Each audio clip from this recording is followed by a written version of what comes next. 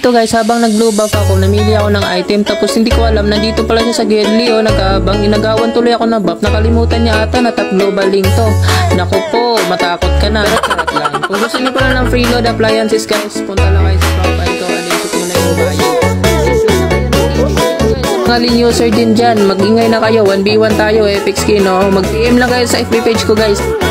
O tapos dito guys, akala niya siguro hindi ko siya papalagan. Akala niya siya lang marunong mag-invade ng blue buff.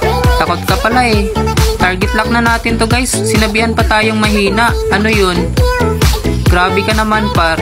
O tapos dito guys, tingnan nyo. Tumitipi pa o. Tumitipi-tipi pa o. Ang lakas mo naman talaga no. Ang lakas mo mga sa Roxanne. Akala mo naman talaga no. Porkit babae ka, hindi ka papalagan. Ano, malakas ka na yan. Tipihan natin para ma-depress.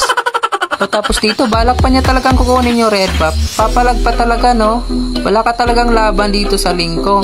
O ano, tatakbo ka na. Aba, nagpapakita pa ng TP par.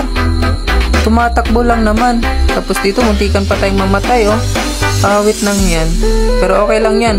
Pagbigyan natin par, babae kasi no? Tingnan nyo naman, Gusion user siya pero babae. Gawin na lang kaya natin tong girl best friend par. Dito, abangan na naman natin to. Target lock natin to guys.